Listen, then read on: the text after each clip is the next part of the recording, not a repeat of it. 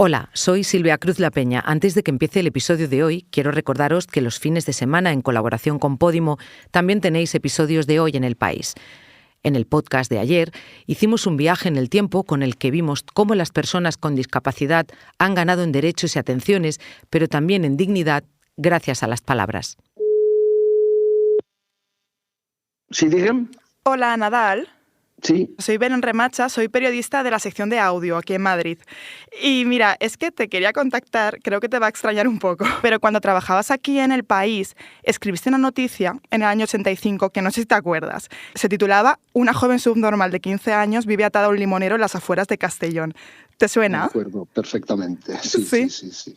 Ahora sí, os dejo con el episodio de hoy. No son noticias ni columnas de opinión. Tampoco son cartas, aunque tienen un poco de todo eso.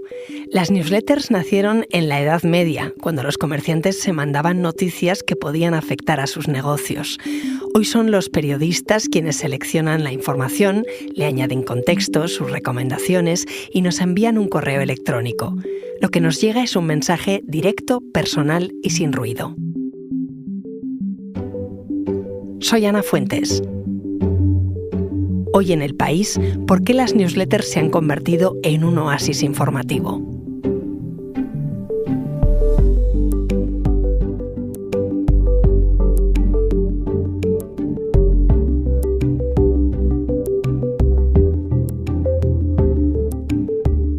Voy a charlar de todo esto con Berna González Harbour, que hasta ahora ha sido responsable de la newsletter del País de la Mañana, y con Milagros Pérez Oliva, que es quien toma el relevo. Hola, Berna. Hola, Ana, ¿cómo estás? Hola, Mila. Hola. Berna, has escrito la newsletter del País desde enero de 2022 hasta el viernes pasado. 2 años.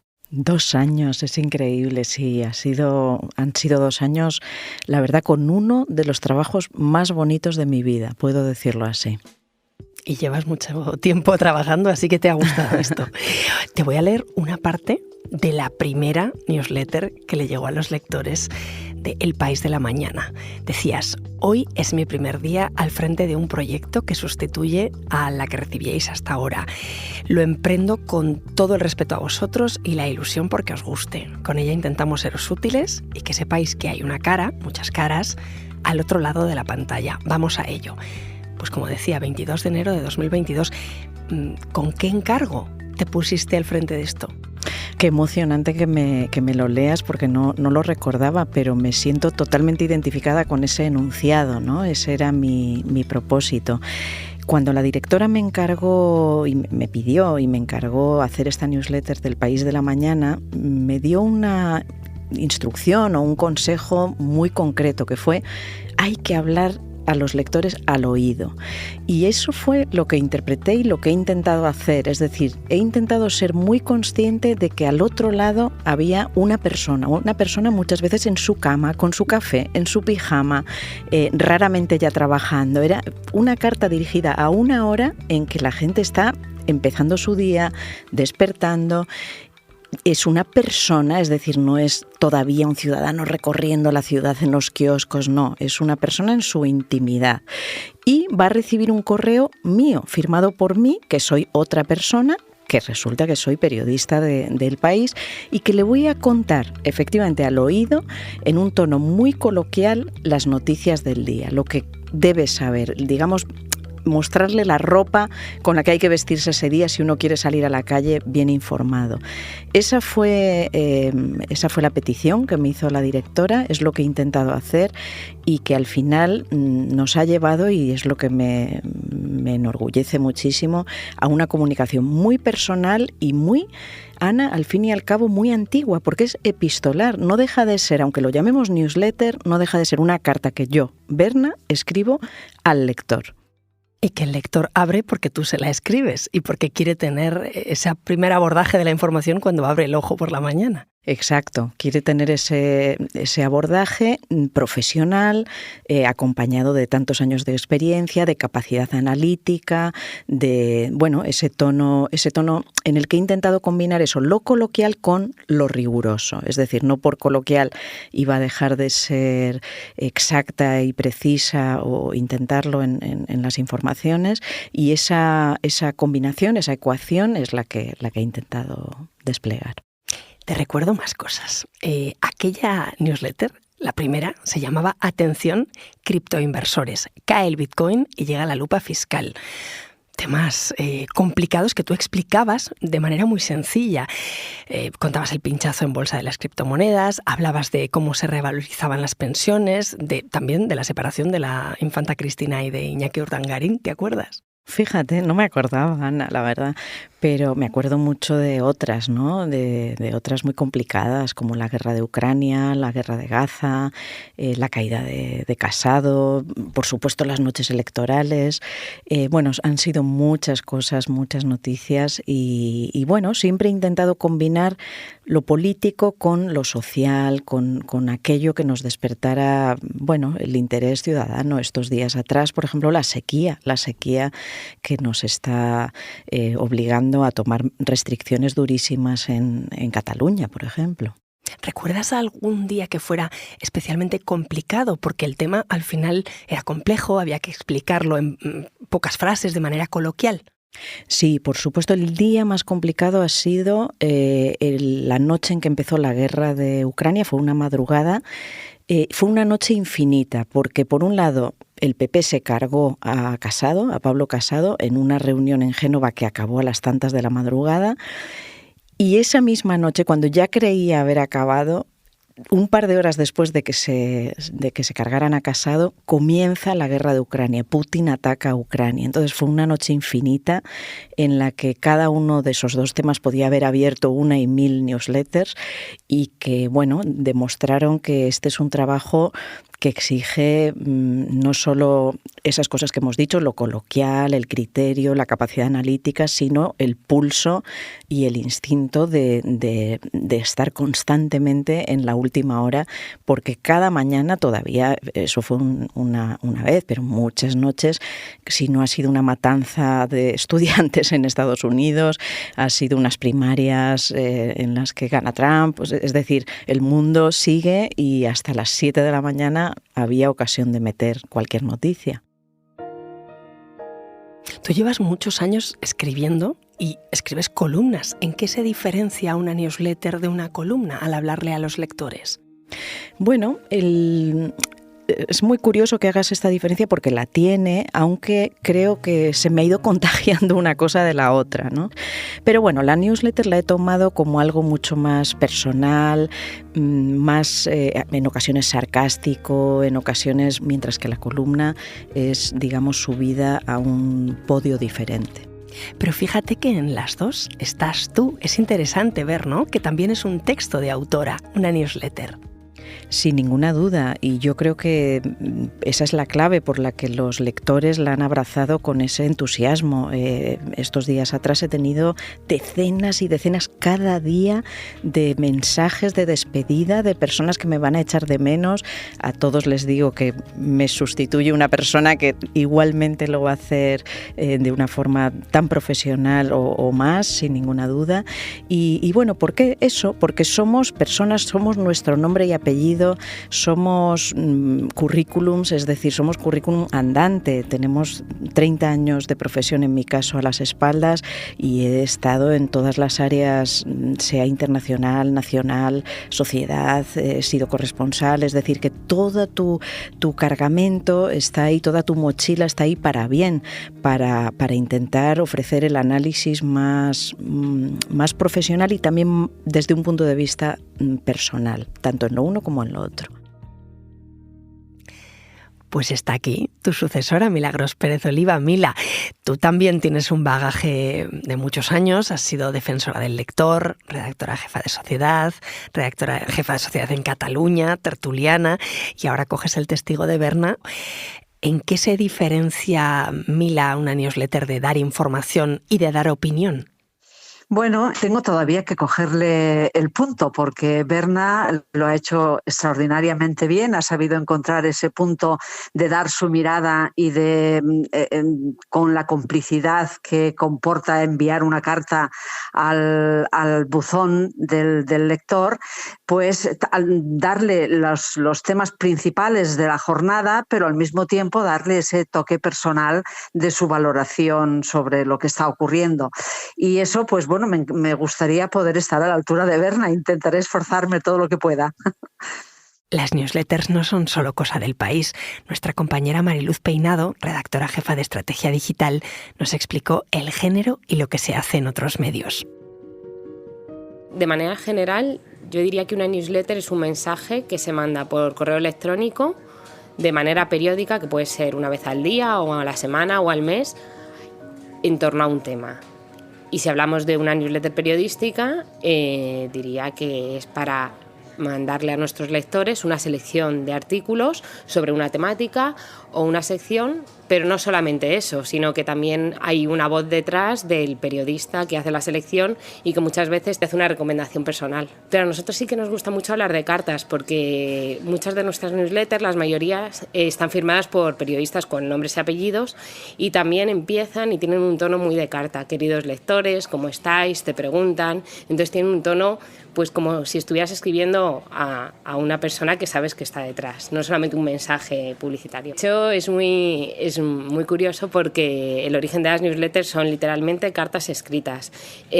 Recuerdo un reportaje de Jaime Rubio, que es nuestro editor de newsletters del periódico, en el que contaba que en la Edad Media ya había cartas, newsletters, que se movían entre familias de comerciantes donde se mandaban noticias que podían afectar a sus negocios, ¿no? Entonces, si a lo mejor había algún conflicto o una sequía o algo, se mandaba a grupos de personas por cartas. Y que luego, con la llegada de Internet, siempre hubo newsletters, pero eran más de marketing o solamente enviando enlaces o más como una herramienta publicitaria. A partir de 2010 o así se empezó a utilizar como una vía periodística, ¿no? Yo creo que es casi un género periodístico. Como muchos de los cambios en la industria periodística, los más importantes o los más fuertes empezaron en Estados Unidos. Yo diría que en 2012 hay un punto de inflexión en el que sale una newsletter que se llama The Scheme y que estaba escrita y potenciada por dos mujeres, dos productoras de la empresa NBC, y en el que hacían un resumen todas las mañanas de las noticias del día. The Scheme consiguió, ahora es una web con podcast, con vídeo, tiene ahora yo creo que 10 millones de suscriptores y eso fue un punto de inflexión. Luego también creo que hay otro punto de inflexión que es como el auge de Axios, que es un medio de comunicación que tiene una manera de contar las noticias muy esquemáticas, pero sobre todo de cómo las distribuye. Y las distribuye a través de decenas de newsletters temáticas muy concentradas en un objetivo. Las newsletters son un poco un oasis en un momento en el que hay muchísima información, hay sobreinformación y a veces hay ruido, mucho ruido. Entonces yo creo que una de las claves del éxito es que si lo haces bien, tú como lector encuentras ahí una selección de alguien de quien te fías. En el país, el fin último de una newsletter no es conseguir tráfico. Es, por un lado, ser capaz de dar esa jerarquía y esa selección, ser útil a los lectores y luego generar una comunidad. Ahora seguimos charlando. Enseguida volvemos.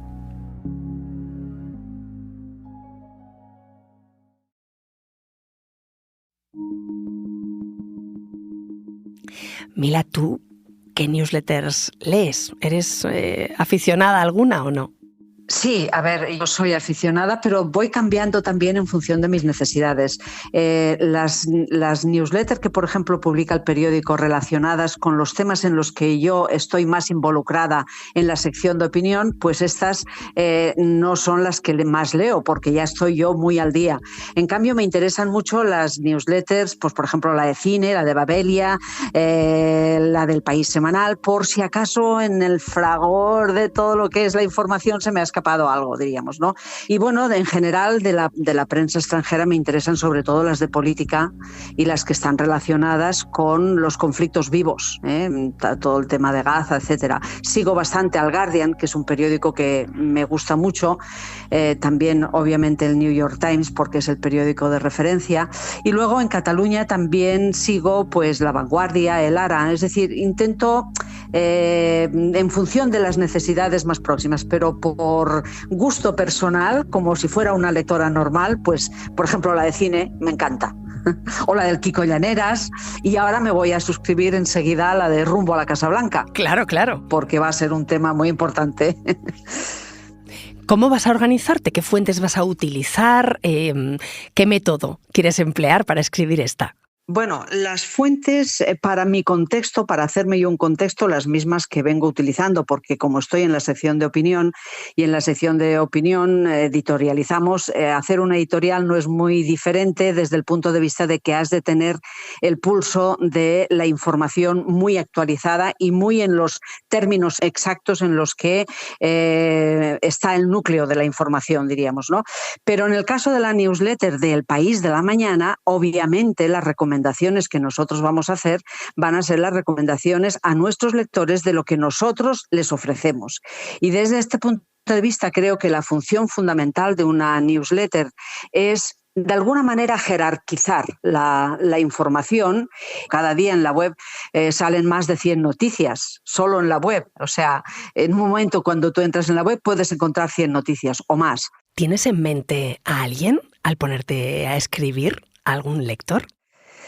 Bueno, no me resulta muy difícil ponerme en la mente de un lector, porque yo he sido defensora del lector justamente 3 años, tuve mucha correspondencia con muchos lectores, creo que en ese momento pude hacerme una idea muy precisa de cuál era nuestro lector medio, las preocupaciones generales de nuestros lectores, la sintonía o no que tenían con determinados temas, etcétera. Y por lo tanto esto me va a servir. Nuestro lector es un lector muy inquieto por determinadas cosas, por ejemplo, por las injusticias, muy inquieto por todos los datos que representen una amenaza para la economía o para la sociedad en general, ¿no? Luego supongo que voy a tener también feedback con los lectores ya a través de la newsletter y entonces ya voy a poder afinar un poquito más. Jaime Rubio Hancock es el editor de todas las newsletters aquí en El País.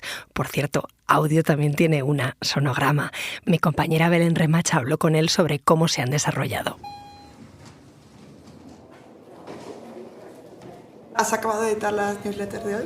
Sí, la última que me quedaba era la de Madrid, que le he hecho un vistacillo, que la han subido pronto hoy y ya lo tengo todo listo.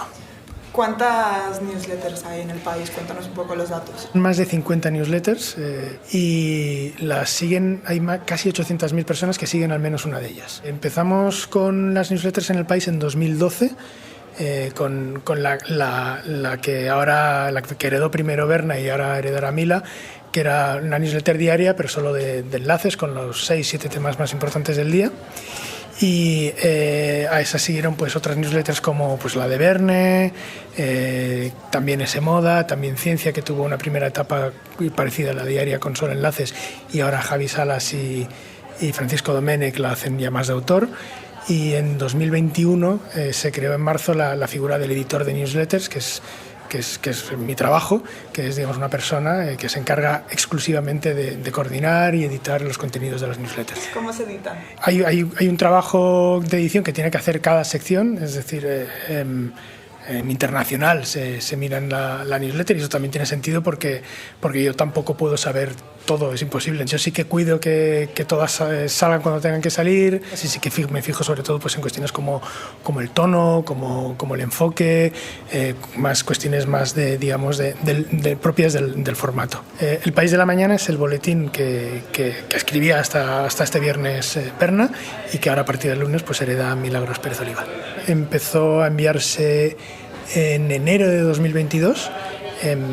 No empezó de cero, se enviaba ahora mismo. Al principio se empezó a enviar a la gente que recibía la que se llamaba actualidad diaria, que eran estos 6-7 temas del día de la mañana. y ahora tiene 105.000 personas apuntadas y una tasa de apertura que está en el 48%.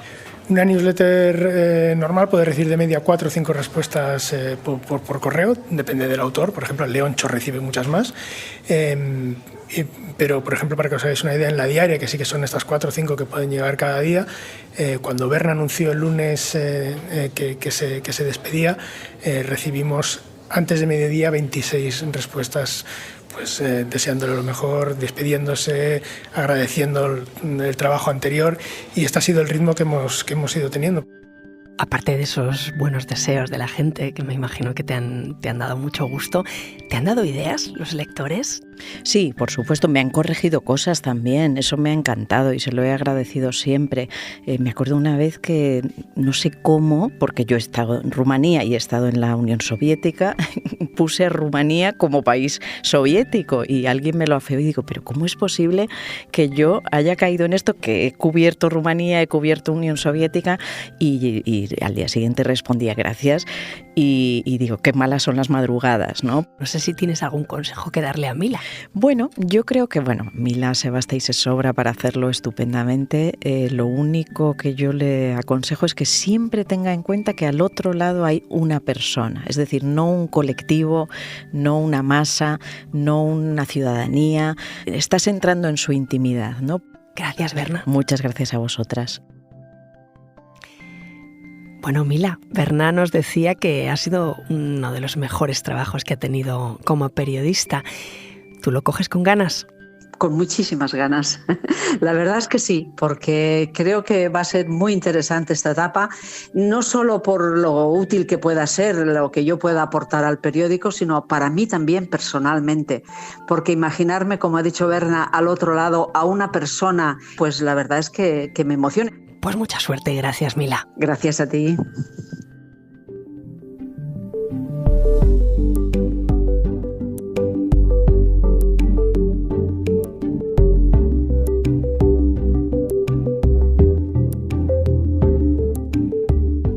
Este episodio lo ha realizado Belén Remacha. El diseño de sonido es de Camilo Iriarte, la edición es de Ana Rivera y la dirección de Silvia Cruz La Peña. Yo soy Ana Fuentes y esto ha sido Hoy en el País. Mañana volvemos con más historias. Gracias por escuchar.